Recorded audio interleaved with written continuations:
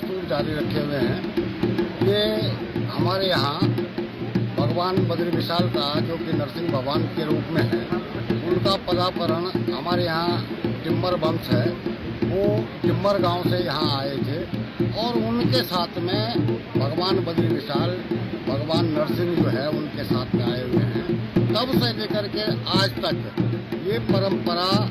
एकादशी के पर्व पे भगवान बद्री विशाल का संगम स्नान और उसके बाद हमारे 5 गांव हैं, 4 गांव में इसकी 5 गांव में इसकी लीला होती है। भगवान बद्री विशाल की पूजा अर्चना होती है और उसके बाद पांडव लीला का भी शुभारंभ होता है। तो ये बदस्तूर जारी है। हमारे गरमोला, तरवाड़ी, श्रीली, सेन और कोटली 5 गांव, इन 5 गांवों में ये प्रक्रिया कई पीढ़ियों से, मैं समझता हूँ कि जब से हम लोग यहाँ स्थापित हुए होंगे और जब से डिम्बर वंश यहाँ आया होगा, डिमरी वंश के लोग यहाँ आए होंगे, तब से ये परंपरा बदस्तूर जारी है। और इस भगवान बद्री विशाल ने अपना एक निहित दिन फिक्स कर रखा है कि उसको एकादशी के पर्व पे संगम स्नान के लिए जरूर आना है, चाहे गांव में हमारे इन 5 गांव में कितनी बड़ी विघ्न बाधाएं उत्पन्न हो जाए। उत्तराखंड की लोक मान्यता और लोक परंपरा के संदर्भ में वर्षों पूर्व जब हमारे कुल पुरोहित डिमरी लोग चमोली जनपद के टिम्बर गांव से पीली गांव में आए थे, तो वहां पर उनके भगवान आराध्य बद्री विशाल नरसिंह रूप में थे, वो भी उनके साथ यहाँ पदार्पित हुए और तब से आज तक भगवान बद्री विशाल की हमारे अन्य देवी देवताओं के साथ पूजा की जा रही है। और तदुपरांत जो इगास बगवाल आज है, इसकी पूर्व संध्या एकादशी दिवाली की पूर्व संध्या पर भगवान बद्री विशाल के अन्य देवी देवताओं के अस्त्र पांडवों के अस्त्र शस्त्रों एवं निशानों को पवित्र अलकनंदा और मंदाकिनी के पावन तट पर स्नान के लिए लाया जाता है। और आज प्रातः इगास बगवाल के दिन, देव एकादशी के दिन, दिवाली के दिन हमारे कुल पुरोहितों द्वारा वैदिक मंत्रोच्चार के साथ भगवान का शकलीकरण किया जाता है और आज से हमारी ग्राम पंचायत में पांडव लीला प्रारंभ हो जाती है। ये वर्षों पुरानी परंपरा है और इस परंपरा का निर्वहन हम विरासत के रूप में कर रहे हैं। और यह भी लोक मान्यता है कि क्षेत्र की समृद्धि और खुशहाली के लिए, खुशहाल जीवन जीने के लिए हम अपने आराध्य की, अपने भगवान की पूजा करते हैं। यह भी मान्यता है कि जब पांडव स्वर्गारोहण के लिए जा रहे थे तो उन्होंने अपने अस्त्र शस्त्रों को केदार घाटी की अथवा भरदार क्षेत्र की इस क्षेत्र से जब गुजरे तो उन्होंने अपने अस्त्र शस्त्रों को यहाँ की जनता को, यहाँ के लोगों को सौंप दिए थे। और इस याद को अक्षुण्ण बनाए रखने के लिए भगवान की इस पूजा के रूप में ये पांडव लीला प्रारंभ से होती आ रही है। वर्षों पुरानी हमारी परंपरा और हम विरासत के रूप में इसे सहेजने का प्रयास कर रहे हैं और करते रहेंगे।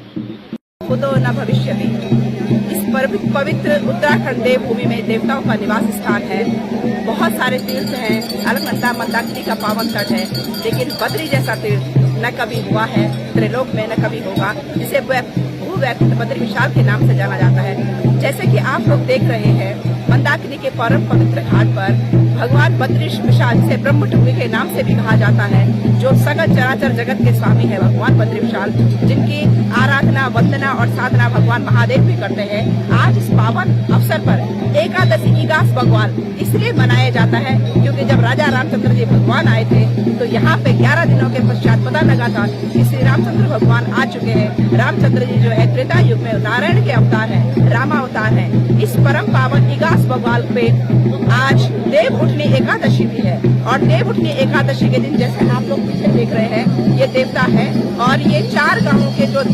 गांव है, जिसमें तरवाड़ी है, गरमोला है, सेमपुरी है, एक दिमली गांव भी है। और यहाँ पे जो है ये हर वर्ष देव उठनी एकादशी को ये पर्व मनाया जाता है और इस पर्व को आप आनंद और उत्साह से सनातनी परंपरा के रूप में मनाते रहें। बद्री विशाल भगवान की जय।